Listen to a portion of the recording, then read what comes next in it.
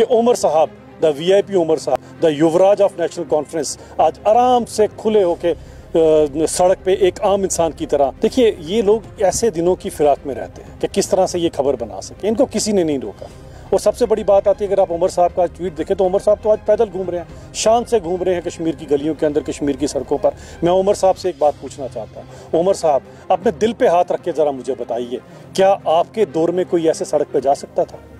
कभी ऐसे सड़क पे आप पैदल निकल सकते थे आपके दौर में? तो सोचिए कितनी चीज़ें बदल गई 5 अगस्त 2019 के बाद कि उमर साहब, द वीआईपी उमर साहब, the Yuvraj of national conference, आज आराम से खुले होके सड़क पे एक आम इंसान की तरह जो है घूम फिर रहे हैं। यही है तरक्की, इसी को हम कहते हैं कि जो नया कश्मीर है यही है कि उमर साहब को अब किसी का खौफ नहीं है, कोई यहाँ पर उमर साहब को कुछ नहीं कर सकता। पहले उमर साहब के समय पर घर से बाहर निकलना इम्पॉसिबल था। 87 से लेकर खासकर 2019 तक जो लोगों ने दिन देखे हैं, उसका कसूरवार उमर साहब आपकी पार्टी है, महबूबा मुफ्ती साहिबा हैं और कांग्रेस है। आज उमर साहब ने खुद बता दिया कि कश्मीर में हालात बिल्कुल सामान्य हैं। अगर उमर साहब जैसे वीआईपी, वीवीआईपी लोग, युवराज ऑफ नेशनल कॉन्फ्रेंस, अगर ओपन सड़कों पर घूम सकते हैं तो कोई इंसान भी यहाँ पर आ सकता है। देखिए, पैदल चलना अच्छी बात, सेहत के लिए भी अच्छी बात है। उमर साहब को अच्छा है कि आज वॉक नहीं करना पड़ेगी उनको गोल्फ कोर्स में, आज वो पैदल चले हैं। मुझे लगता है पैदल चल के आपको पता लगता है कि एक आम इंसान, गरीब इंसान, पसमानदा इंसान बेचारा जब पैदल चलता है तो उसको कैसी दिक्कतें आती हैं। तो बड़ा अच्छा हुआ अगर आज आपने पैदल चला, तो इसमें मुझे लगता नहीं आपको कोई एतराज़ होना चाहिए।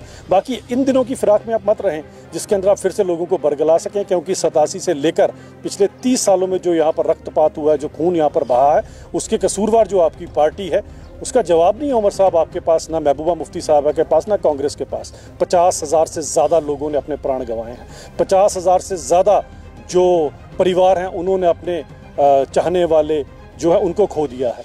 तो ये ज़रा आप देखिएगा, और पिछले 3 साल में भी देख लीजिएगा, जो भी छिटपुट घटनाएं हुई हैं या जिसके अंदर भी किसी की जान चलेगी, निंदनीय है। लेकिन 50-60 हज़ार लोगों ने केवल और केवल इसलिए कि आपको सत्ता का लोभ था, केवल और केवल आप 87 में एमयूएफ को सत्ता नहीं सौंपना चाहते थे, केवल और केवल इसलिए कि बूटा सिंह ने यहाँ पर फ़ोन कर दिया फारूक साहब के कहने पर। तो वो जो 30 साल जो रक्तपात हुआ, 30 साल जो लहू जेलम में बहा है, उसका आपको जवाब देना पड़ेगा। पैदल तो चलना पड़ेगा उमर साहब। क्या देखिए, मुझे लगता है कि महबूबा मुफ्ती की पार्टी जिस तरह से रिवर्स गियर में चल रही है, किसी ज़माने पर महबूबा मुफ्ती साहिबा की पार्टी को लगता था कि हम जम्मू कश्मीर की सबसे बड़ी पार्टी बन चुके हैं।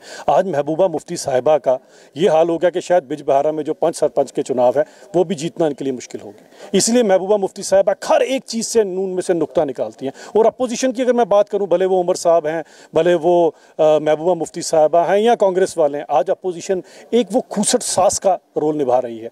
वो जैसे एक सास होती है जिसकी बहू आती है और अगर वो आटा भी गूंथती है तो कहती है ये आटा गूंथे हिल क्यों रही है। आज इनका ये है, इनके पास कुछ नहीं है। और देखिए, 50-60 सालों से इन तीनों पार्टियों के पास एक भी ऐसी बात नहीं जिसको लेके लोगों के बीच में जा सके। तो सोचिए क्या दुर्भाग्य रहा इस कश्मीर का।